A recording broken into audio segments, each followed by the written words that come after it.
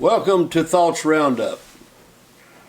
I'm hoping you have a beautiful Tuesday in your life. I heard the other day or read about a man, a preacher, who wrote a book entitled How to Fill Your Church. How to Fill Your Church. Well, I guess about every preacher would like to have that book, but wait just a minute. They said that he had emptied 3 churches already. He was writing something that he couldn't put into being himself. There's another way of saying it, the old-timey way of saying it. He didn't know what he was talking about. So many times that is the case. Now, they always said, don't tell a farmer how to farm unless you've got corn in your crib. Now, if you've got plenty of harvest and your barn's full, and maybe somebody'd listen for a moment, and you might shed some good light. Well, there's another way of saying it. Don't sell your horse until you're sure that you know how to drive the tractor.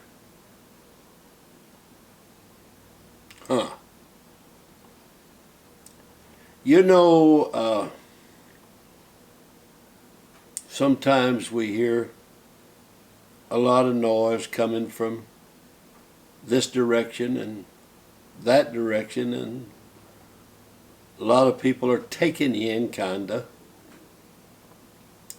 But and it's good if anybody can grow and continue to preach truth, and there's nothing wrong with getting big and a large church and people coming from everywhere and filling a whole lot of seats. But I want to tell you, after being preaching about 63 years, I've seen a lot of pastors, a lot of preachers. And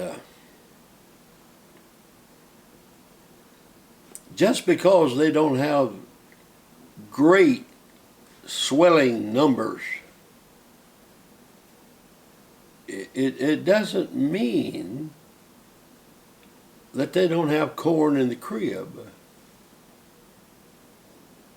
Now let me just take, for instance, I can't successfully talk about every one of those kind of preachers, but let me just give you a face.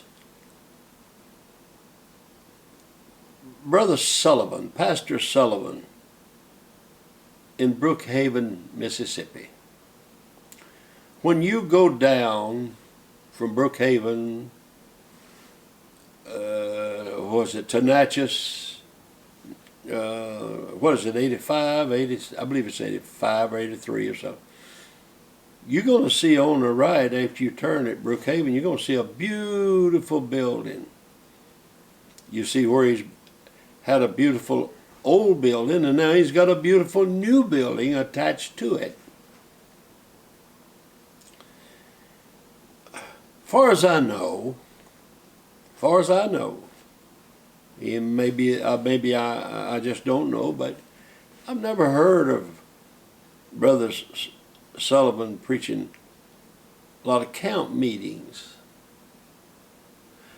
I don't know that he's even held.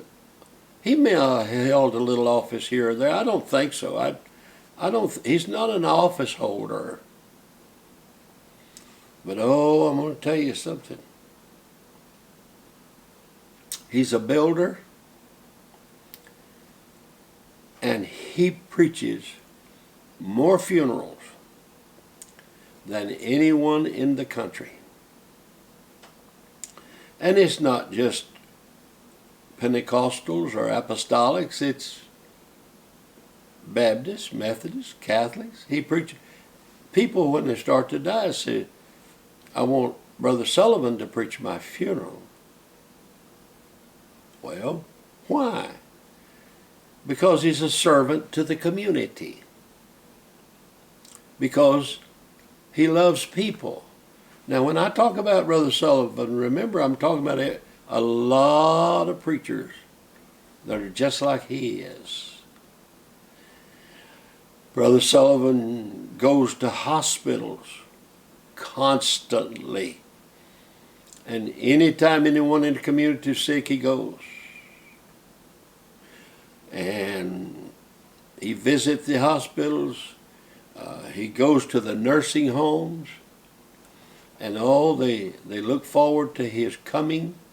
They look forward to his visits. He offers prayer for them. He listens at their problems. He may not have an answer all the time, but he listens. And like I say, he builds. He's a builder. And I've spoken in his church several times, and he has a marvelous congregation. They love the Lord. And he's never compromised. Somehow or another, he's never written a book about how to fill your church. He's too busy doing what the Lord asked him to do.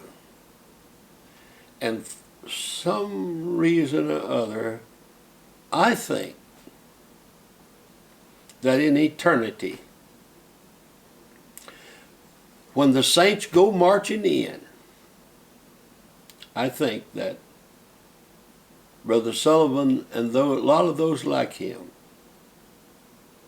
are going to go to the head of the line. Thank you.